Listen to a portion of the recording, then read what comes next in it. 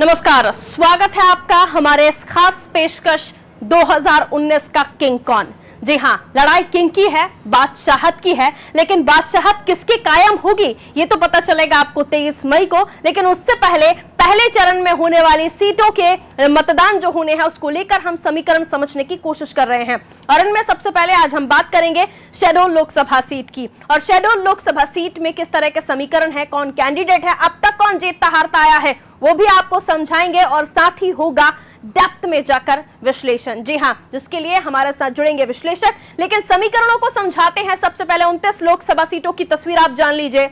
कितनी सीटें किसके पास हैं वो तस्वीर भी हम आपको समझाएंगे। जहां पिछले चुनाव यानी 2014 के लोकसभा चुनाव में 29 सीटों की हमने बात की थी और 29 सीटों में उपचुनाव जब हुए थे तो 3 सीटें कांग्रेस की हो गई थी। वैसे देखा जाए तो अब ये सीटें 26 हो गई हैं उपचुनाव के बाद, वरना जब चुनाव जीते गए थे तब 27 सीटें बीजेपी के पास थी।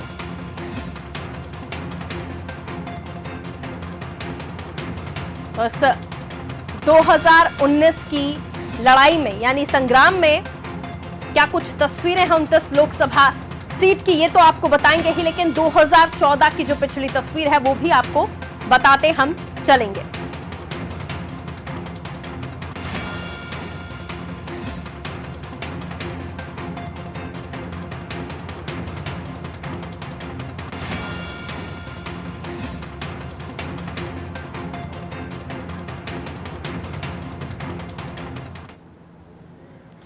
तो शेड्यूल लोकसभा सीट का हम समीकरण समझा रहे हैं आपको। और अब तस्वीर जो दिखाएंगे वो 2009 की हम आपको दिखाएंगे। 2009 में इस सीट पर कौन कैंडिडेट थे उनके नाम जान लीजिए। बीजेपी से नरेंद्र सिंह मरावी कैंडिडेट के तौर पर सामने आए थे। कांग्रेस से नंदिनी सिंह मरावी मैदान में थी। बसपा से मनोहर सिंह मरावी मैदान में थे। नतीजे जो आए कांग्रेस के पक्ष में आए। बीजेपी को यहां हार मिली, नंदिनी सिंह की यहां जीत हुई थी और जीत का अंतर 13,415 वोटों का था। 2014 में कौन प्रत्याशी थे, किनके बीच ये रण हुआ था वो तस्वीर जान लीजिए। बीजेपी से दलपत सिंह परस्ते चुनावी मैदान में थे। कांग्रेस से राजेश नंदनी मैदान में थी। बसपा से फूल सिंह परस्ते मैदान में थे। नतीजा जो आया बीजेपी प्रत्याशी के पक्ष में आया, दलपत सिंह को जीत मिली। ये वो समय था जब मोदी वेव्स मध्य प्रदेश में चल रही थी। मध्य प्रदेश ही नहीं पूरे देश में दिखाई दे रही थी और एक हवा के साथ सारी सीटें एक स्वीप की तरह निकली थी। और मध्य प्रदेश में भी कुछ यही आंकड़ा देखा गया था, जहां 27 की 27 सीटें 2014 के चुनाव में बीजेपी के खाते में गई थी। उनमें से एक सीट शेड्यूल की भी थी, जहां बीजेपी कि दलपत सिंह परस्ते का जो जीत का अंतर था वो था 2,41,301 वोटों का। 2016 उपचुनाव यहां हुए थे। 2016 उपचुनाव में ज्ञान सिंह बीजेपी के कैंडिडेट के तौर पर दिखाई दिए थे और हिमाद्री सिंह जो वर्तमान में प्रत्याशी हैं बीजेपी की, वो उस वक्त कांग्रेस में थी। लड़ाई की, चुनाव लड़ा गोंडवाना गणतंत्र पार्टी से हीरा सिंह मरकाम चुनावी मैदान में थे और जब नतीजा आया तो ज्ञान सिंह के पक्ष में आया, ज्ञान सिंह को जीत मिली। लेकिन अब वो 2019 के इस तस्वीर में नाराज दिखाई दे रहे हैं। खबरें हैं कि ज्ञान सिंह इस वक्त निर्दलीय चुनाव लड़ने के मूड में दिखाई देने लगे हैं। 60,363 वोटों का अंतर था जब ज्ञान सिंह हिमाद्री से जीते थे। वर्तमान की तस्वीर यानी 2019 का जो समीकरण है वो क्या कहता है। दोनों कैंडिडेट आमने सामने हैं। कांग्रेस की अगर हम बात करें तो प्रमिला सिंह कांग्रेस की कैंडिडेट बनाई गई हैं, लेकिन बीजेपी की बात करें तो हिमाद्री सिंह कैंडिडेट बनाई गई हैं। हिमाद्री सिंह कांग्रेस से बीजेपी में आई हैं। विश्लेषक जब चुटकी लेते हैं तो कहते हैं कि हिमाद्री का जो कांग्रेस है वो मायका है और ससुराल भाजपा है। और कांग्रेस से प्रमिला सिंह कैंडिडेट के तौर पर दिखाई देंगी और प्रमिला सिंह भी कांग्रेस से बीजेपी में आई हैं। दल बदलुओं को टिकट दिया है दोनों ही पार्टियों ने।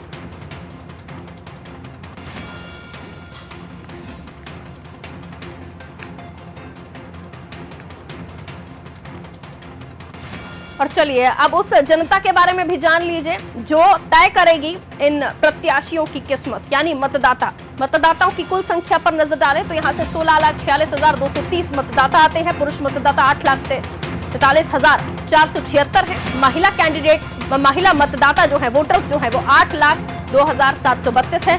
थर्ड जेंडर जो मतदाता यहां से है वो 22 है।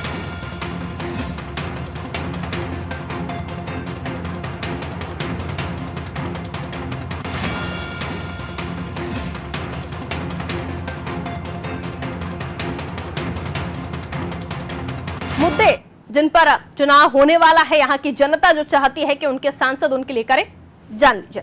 जल, जंगल और जमीन मुख्य मुद्दा है। सड़क का मुद्दा भी यहां से दूर नहीं है, सड़क भी जनता चाहती है इन्हें मिले। रोजगार की समस्या भी यहां की मुख्य समस्या है। शिक्षा का विस्तार अच्छे से नहीं हुआ है, जनता चाहती है कि शिक्षित यहां पर लोग हों और उसके लिए सुविधाएं पर्याप्त मिले।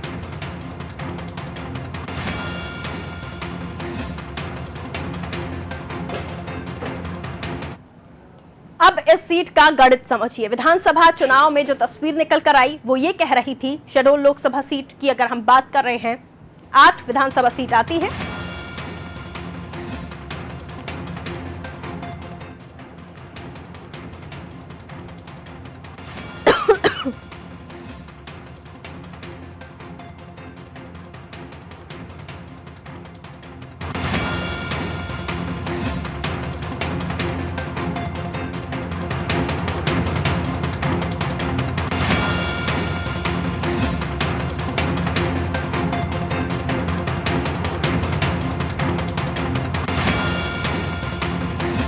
फिर आपको दिखा दें जो समीकरण जिन पर हम बात करें, 8 विधानसभा सीटें जिनमें 4-4 सीटों का जो बंटवारा है वो देखा गया है, यानी 4 पर बीजेपी है तो 4 पर कांग्रेस। आगे बढ़ जाते हैं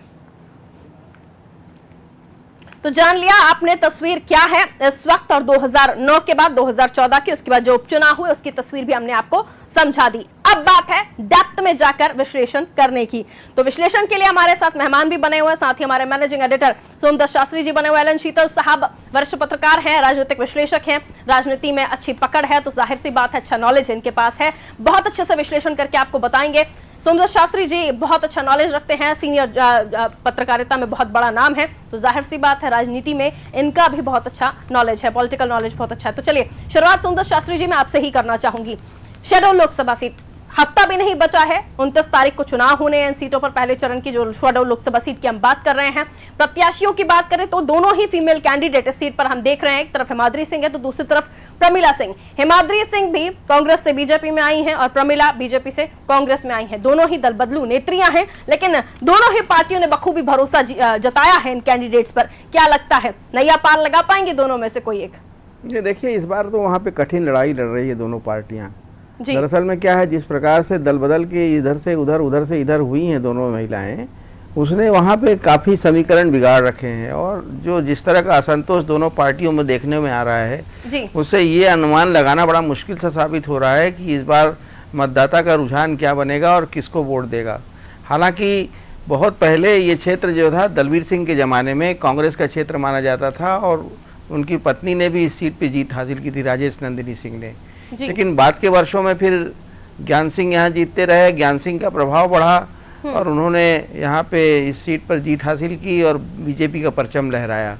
तो ये सीट जो है एक तरह से अपने पुराने तेवर को खो चुकी है और अब इसमें भाजपा का वर्चस्व है। और पिछला चुनाव भाजपा ने, आपने जैसा कि स्वयं बताया, कि लाखों मतों से जीता है ये सीट, तो उसका भी एक प्रभाव देखने को मिलेगा। लेकिन जाहिर है कि ये आदिवासी क्षेत्र है और इस क्षेत्र में कांग्रेस का भी प्रभाव है, बीजेपी का भी प्रभाव है, दोनों का मिला जुला प्रभाव है, इसलिए इस बार की लड़ाई बहुत आसान नज़र नहीं आती। पारुल जी बिल्कुल। एलन शीतल सर, यहाँ हम देख रहे हैं ज्ञान सिंह साहब बागी हो गए हैं, निर्दलीय चुनाव लड़ने की बात उन्होंने कह दी है। हिमाद्री सिंह के साथ प्लस पॉइंट ये भी है कि कांग्रेस की पार्टी जो है उसमें उनका मायका बसता है और बीजेपी में उनका ससुराल बसता है, तो ये दोनों ही एक सिंपैथी फैक्टर बीजेपी के साथ तो है ही, क्योंकि अब वो बीजेपी की कैंडिडेट हैं। लेकिन प्रमिला सिंह की अगर हम बात करते हैं तो प्रमिला अपने आप में एक बड़ा चेहरा बताई जा रही हैं। इनके भी जो हस्बैंड है वो आईएएस ऑफिसर, आईएएस ऑफिसर बताए जा रहे हैं, प्रशासनिक अधिकारी कह सकते हैं कि उन्हें बताए जा रहे हैं। मैं थोड़ा सा कंफर्म नहीं हूँ इस मामले में। तो क्या लगता है आपको, किसी तरह का कोई सपोर्ट मिलने वाला है इनको, कोई सिंपैथी इनके साथ चल रही है, प्रमिला सिंह कितनी भारी पड़ने वाली हैं? हिमाद्री खुद में अपने आप में भारी पड़ेंगी प्रमिला पर? ऐसा है पारुल जी कि सबसे बड़ी बात यह है कि सबसे पहले तो महिला शक्ति को बधाई दी जानी चाहिए। जीते कोई भी, लेकिन जीतेगी एक महिला। बिल्कुल। और महिलाओं को उनके अधिकार देने में हमारी सभी पॉलिटिकल पार्टी जो हैं बड़ी कंजूस रही हैं। आधी आबादी को आधी सीटें दी जानी चाहिए, लेकिन ऐसा नहीं है। अब आ जाइए मुद्दे पर जी। अगर हम 2009 से, जैसा कि आपने इतिहास बताया है, तो ये सीट कभी भी किसी एक पार्टी के वर्चस्व वाली नहीं रही है। 2009 से देखें तो जी। 2009 में यहाँ पे कांग्रेस थी, 2014 हुई यहाँ पे बीजेपी आई, और नहीं बीजेपी थी, फिर कांग्रेस आई, फिर बीजेपी आई जी। और लेकिन इसमें देखने वाली बात है कि 2016 में जो जीत का अंतर था केवल 60,000 का था। और लोकसभा चुनाव जो होते हैं 60,000 या 50,000 या 13,000 का अंतर कोई बहुत बड़ा अंतर नहीं माना जाता है। और जहां प्रत्याशी की जब हम बात करते हैं तो जाहिर सी बात है कि जो हिमाद्री सिंह जो हारी थी ज्ञान सिंह जी से, जो बीजेपी प्रत्याशी थे जी, उनसे 60,000 वोटों से हारी थी। तो 60,000 वोटर का मतलब ये है कि जब 16,000 वोटर आप कह रही हैं और 16,000 वोटरों में से 60,000 का जो हारना कोई बहुत बड़ी हार नहीं मानी जाती है, तो जाहिर सी बात है कि उनका वोट बैंक काफी बड़ा बैंक है। और जहां तक उनकी प्रतिद्वंदी है जो कांग्रेस की प्रमिला, वो पहली बार उनका मतलब भले ही वो किसी भी प्रशासनिक अधिकारी की बीवी क्यों न हो, लेकिन जो पॉलिटिकल जो चुनावी राजनीति है इसमें पहली मर्तबा उनका नाम सुना जा रहा है। तो नतीजे तो खैर जब आएंगे 23 मई को तभी पता पड़ेगा। और मैं शास्त्री जी की इस बात से बिल्कुल सहमत हूं कि कांटे की टक्कर है जी। लेकिन फिलहाल जो पलड़ा है वो मुझे लगता है कि जो हिमाद्री सिंह है उनका भारी लगता है। और तीसरी बात मैं कह देना चाहता हूं, जो आप कह रहे हैं ना कि वो ज्ञान सिंह जो है बागी होंगे, ऐसी जो सूत्र जो कह रहे हैं, जो अभी तक की सूचनाएं हैं, ज्ञान सिंह बागी नहीं होंगे। हाँ, ये है कि थोड़ा कम काम करेंगे या नहीं करेंगे, लेकिन वो मैदान में उतरने वाले नहीं है। तो ऐसी स्थिति में जो है टक्कर कांटे की होगी। और चूंकि किसी भी सीट की ये बपौती नहीं रही है, जैसे भोपाल के बारे में बोलते हैं हम, ग्वालियर के बारे में बोलते हैं कि ये, और विदिशा के बारे में बोलते हैं कि ये कांग्रेस की सीटें रही हैं या बीजेपी की सीटें रही हैं जैसे, तो ऐसे ये सीट जो है किसी पार्टी विशेष का गढ़ नहीं रही है। और जो मुद्दे आपने जो बताए हैं, जाहिर सी बात है कि देखिए अभी आपने जो बताया कि 4 सीटों पर बीजेपी यहाँ पर है, जो सेगमेंट्स हैं असेंबली सेगमेंट्स, 4-4 का गढ़ है। 4-4। तो कांग्रेस के पास 3 है, कांग्रेस के पास 4 नहीं है जी। जो एक सीट है वो मैं समझता हूँ बीएसपी के पास है जी। तो वैसी स्थिति में ऐसा लगता है कि वैसे भी बराबर का लगता है। और जो विधानसभा चुनाव जो होते हैं वो राज्य के मुद्दों पे लड़े जाते हैं, और जो लोकसभा के चुनाव जो होते हैं वो केंद्र के मुद्दों पे लड़े जाते हैं जी। राज्य का भी महत्व होता है, पर रेशो जो रहता है वो 30 और 70% का रहता है जी। केंद्र 70% मुद्दे होता है और 30 जो है उसके। तो वैसी स्थिति में टक्कर निश्चित रूप से मतलब कांटे की है। और जो जीत और हार का जो फासला होगा वो भी कोई 1 लाख 2 लाख 3 लाख का नहीं होगा, ऐसा मैं समझता हूं। वो भी 1 लाख से नीचे ही रहेगा। और ऐसी स्थिति में जीते कोई भी, हमें तब तक का इंतजार करना है, लेकिन कांटे की टक्कर है। बिल्कुल। तो जो हिमाद्री हैं वो कांग्रेस की कैंडिडेट हैं और ऐसे में भाजपा से प्रमिला सिंह हैं, दोनों ही महिला कैंडिडेट हैं, नारी शक्ति है, जैसे कि आपने भी बताया। शास्त्री सर, यहाँ हम जो मुद्दे समझ रहे हैं, मुद्दों को लेकर फिलहाल प्रदेश में ही राजनीति नहीं हो रही है, राष्ट्रवाद हावी है और भी कई चीजें हैं जो केंद्र से यहाँ हवा बनकर आ रही हैं, जिनसे शेड्यूल का फिलहाल कोई ताल्लुक जनता का नहीं दिखाई दे रहा है, क्योंकि जनता वहां की चाहती है मूलभूत मुद्दों पर बात करना। हालांकि कई लोग वहां पर ये भी होंगे, हम इस तरह से नहीं कह सकते कि बिल्कुल ही राष्ट्रवाद से अलग होंगे, लेकिन वहां के लोग चाहते हैं कि मूलभूत मुद्दों पर भी बात करें कैंडिडेट। लेकिन फिलहाल जो हवा है वो राष्ट्रवाद, हिंदुत्व की हवा प्रदेश में दिख रही है। तो क्या लगता है, जो जनता परेशान है जिन मुद्दों को लेकर, शिक्षा को लेकर, सड़क को लेकर, क्या वो कैंडिडेट को राष्ट्रवाद के मुद्दे पर, राफेल के मुद्दे पर या फिर हिंदुत्व के मुद्दे पर चुनने जा रही है? देखिए पारुल जी, मैं एक बात से, आदरणीय शीतल जी की एक बात से बहुत पूरी तरह से सहमत हूँ कि लोकसभा चुनाव के मुद्दे भिन्न होते हैं और विधानसभा चुनाव के मुद्दे अलग होते हैं। तो इस चुनाव में भी जिस तरह से हम देख रहे हैं बहुत हद तक राष्ट्रीय मुद्दे सामने आ रहे हैं और उन्हीं पर चुनाव केंद्रित हो रहा है पूरी तरह से। जी देखिए, ऐसा है कि ये जो इलाका है शहडोल और विंध्य से जुड़ा हुआ ये जो पट्टी है, ये वैसे काफ़ी पिछड़ी हुई है। यहाँ पे बुनियादी सुविधाओं का बेहद अभाव हमेशा से रहा है जी। तो ये बुनियादी सुविधाएं यहाँ पे पिछले चुनाव में भी मुद्दा बनी थी, लेकिन उसके अलावा भी दूसरे दीगर मुद्दे भी यहाँ पे उठते रहे। लेकिन इन चुनाव में, लोकसभा चुनाव में पूरे प्रदेश में वो सारे मुद्दे अभी दिखाई नहीं देते, जैसे कि किसानों के कर्ज माफ़ी और एट्रोसिटी एक्ट, इस तरह के जो तमाम मुद्दे पिछली बार उठे थे वो मुद्दे कहीं हवा हो गए हैं और इन मुद्दों पर कोई ध्यान नहीं दे रहा है। और इन मुद्दों के नहीं होने से जो राष्ट्रीय मुद्दे हैं वो पूरी तरह से अपने निखार पर हैं, उफान पर हैं।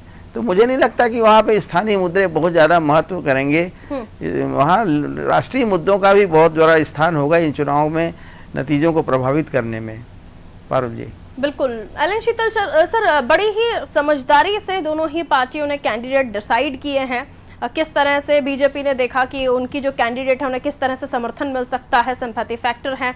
प्रमिला भी अपनी तरफ से पूरी कोशिश कर रही हैं, उनके साथ भी जुड़ाव है। अब ऐसे में हम परिस्थितियों को समझने की कोशिश करें तो प्रचार प्रसार तो खूब हो रहा है प्रदेश में। आज भी देखें हम तो जबलपुर से राहुल गांधी बयान दे रहे थे, संबोधित कर रहे थे वहां पर सभा को। उन्होंने कहा कि जो देश का युवा है, जो मध्य प्रदेश का युवा है, वो राफेल बनाने का काम करेगा। यानी कांग्रेस के जो आला नेता हैं वो कुछ एक मुद्दों पर हम अगर छोड़ दें तो वो जाहिर तौर पर देखा जाए तो बड़े मुद्दे उनके लिए राफेल और जो प्रधानमंत्री नरेंद्र मोदी को जिन मुद्दों पर वो घेर सकते हैं तो वही है। तो क्या आपकी भी राय यही होगी कि इस बार जो शेड्यूल में हम देख रहे हैं मतदाता जो मूड हम टटोलने की कोशिश कर रहे हैं उनका मूड राष्ट्रवाद और फिर जो नेशनल मुद्दे हैं उन पर ज्यादा है? पारुल जी, आप अच्छी पत्रकार हैं तो आपको निश्चित रूप से मालूम होगा कि शास्त्री साहब को भी अच्छी ढंग से मालूम है कि जो आदिवासी बेल्ट है, ये क्या नाम है आपका, बालाघाट है, शहडोल है, मतलब जो नक्सली जो आतंक है वो यहाँ तक पैर पसार चुका था किसी समय। शास्त्री साहब, मैं समझता हूँ सही कह रहा हूँ मैं, लेकिन पिछले 15 साल में जो भाजपा सत्ता में रही और जो केंद्र में इस समय भाजपा सत्ता में है, इस बात का क्रेडिट तो भाजपा को देना ही होगा, क्योंकि यहाँ की सरकार ने और केंद्र सरकार ने मिल करके नक्सलियों को ज़्यादा पैर नहीं पसारने दिए और एक तरह से मध्य प्रदेश को नक्सल मुक्त बनाया है। तो ऐसी स्थिति जब नक्सल मुक्त कोई इलाका हो जाता है तो विकास की गति जो होती है वो तेज होती है, क्योंकि बहुत से नक्सली विकास चाहते ही नहीं है। मतलब उनका नारा ये होता है कि विकास नहीं हुआ और हमारे अधिकारों में हनन हो रहा है और अत्याचार हो रहे हैं, लेकिन एक तरफ वो विकास हो जाएगा तो उनका वजूद खतरे में पड़ जाएगा, इसलिए वो विकास भी सड़कें नहीं बिछने देते, दूसरी चीज़ें नहीं होने देते। तो जब उनको बिल्कुल न्यूट्रलाइज किया जा चुका है तो ऐसी स्थिति में विकास की जो रफ्तार है वो होगी। और जब तक, जहाँ तक कि आप उसकी बात कर रही हैं, मतलब मुद्दों की, राष्ट्रीय मुद्दों की, तो इसमें जो सुप्रीम, आप क्योंकि कह रही हैं इसलिए मैं जवाब दे रहा हूं कि सुप्रीम कोर्ट में जो, जैसे राहुल गांधी जी ने जो है वो बार बार ये कहा कि भाई चौकीदार चोर है, राफेल पे ही तो कहा ना कि चौकीदार चोर है, राफेल पे चौकीदार चोर है, कहा कि भाई नीरव मोदी और ये तमाम तरह के जो इल्जाम लगाए। सुप्रीम कोर्ट ने जो है कल उन्होंने मतलब माफी मांगी, जिस पे बीजेपी ने कहा है कि उन्होंने केवल जो है वो मतलब बेवकूफ बनाने के हिसाब से उनकी जो वर्डिंग है माने राहुल गांधी की, वो केवल बेवकूफ बनाने के लिए है और कोर्ट ने उनकी माफी को अभी स्वीकार नहीं किया है, उनको नोटिस भी इशू किया है आज। तो ऐसी स्थिति में, क्योंकि कंट्रेरीली एक तरफ आप कोर्ट में अगर माफी मांग रहे हैं, दूसरी तरफ उन्होंने कहा भी है कि हमारा जो पॉलिटिकल नारा है हम उसको वापस नहीं ले रहे हैं जी। हम इस बात के लिए माफी मांग रहे हैं कि हमने सुप्रीम कोर्ट को कोट किया। तो अगर सुप्रीम कोर्ट कल को जो है, मतलब एक नैतिक जो चीज होती है, जो आम जनता में जो धारणा जाती है, उस सुप्रीम कोर्ट का जो फैसला जो आएगा उसकी भी असर कुछ न कुछ नेशनल मुद्दों की जब बात आती है कि भाई आप जो है किसी भी ढंग से, इस ढंग से नहीं कह सकते किसी को भी, वो एक जनता में मैसेज जाएगा। और मतलब इसके राफेल का मैं समझता हूं कि जो इस शेड्यूल के चुनाव पर बहुत ज्यादा अंतर पड़ने वाला नहीं है। हाँ, ये जरूर है कि जो कहा था 15 लाख आ जाएंगे या दूसरी जो चीजें थी, सरकार उतने ढंग से वो जनता के खातों से जुड़ी हुई जो हाँ वो चीज है, उसका भी मतलब ये जो भाजपा है सत्तारूढ़ दल जवाब देने में नाकाम रहा है, क्योंकि प्रधानमंत्री ने यह कहा था चुनाव लड़ने से पहले कि भाई विदेशों में इतना ज्यादा हमारा धन जमा है कि हम उसको वापस लाएंगे, और जब वो वापस आ जाएगा तो 15 लाख रुपए, इतना वो पैसा है, 15 लाख। पुराने मुद्दे अभी भी हमें लगता है कि इन चुनाव में याद कराने की कोशिश पूरी कांग्रेस जरूर।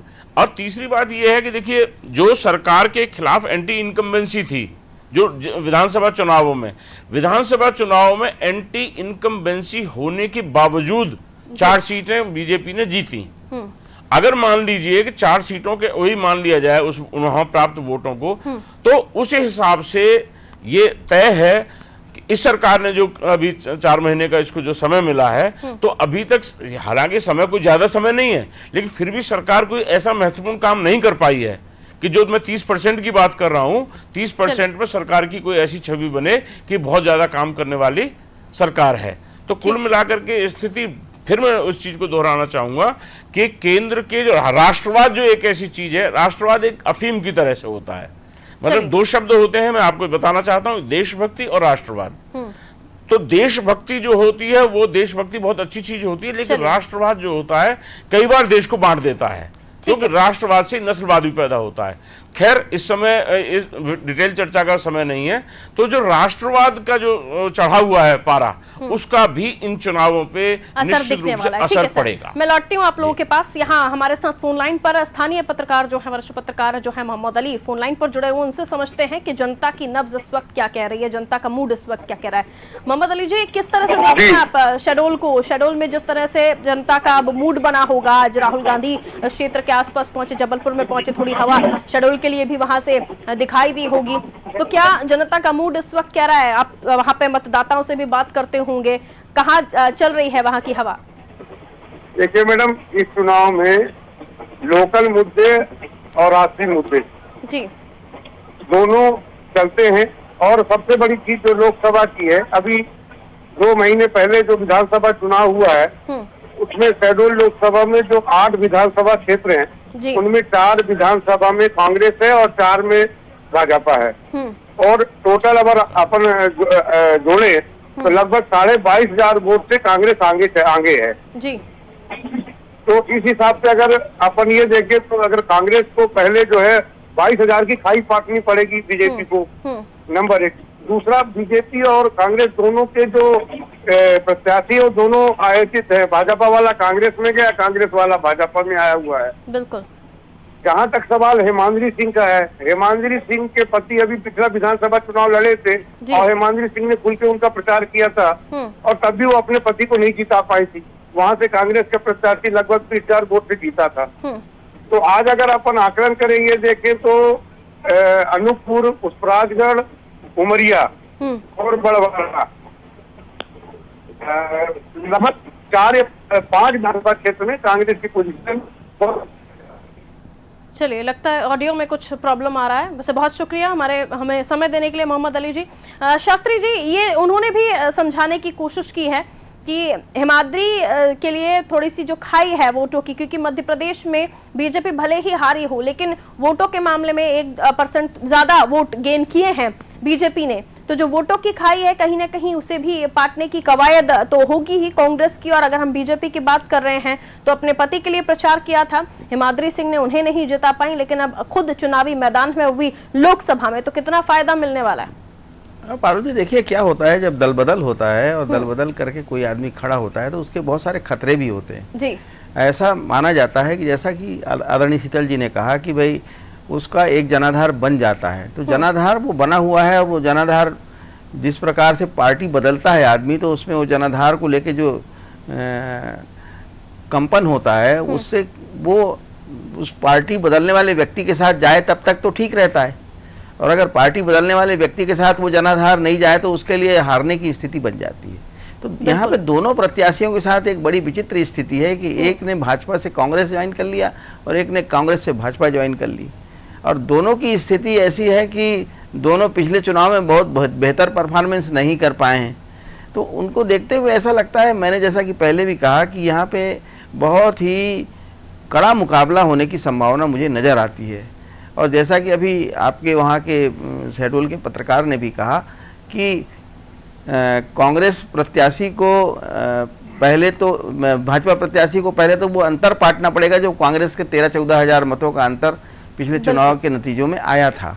तो जाहिर है कि वहाँ पे काफी टफ पोजीशन बनती है चुनाव की। टक्कर अच्छी हमें देखने को मिलेगी, लेकिन जैसे कि शीतल सर ने भी कहा कि महिला शक्ति यहां से हमें जरूर दिखाई देगी क्योंकि दोनों ही कैंडिडेट महिला हैं। बहुत शुक्रिया आप दोनों का समय देने के लिए। इससे आगे हम इस कार्यक्रम को नहीं ले जा सकते, समय इजाजत नहीं देता, लेकिन बहरहाल हमने पूरी कोशिश की आपको शेड्यूल लोकसभा सीट का समीकरण समझाने की।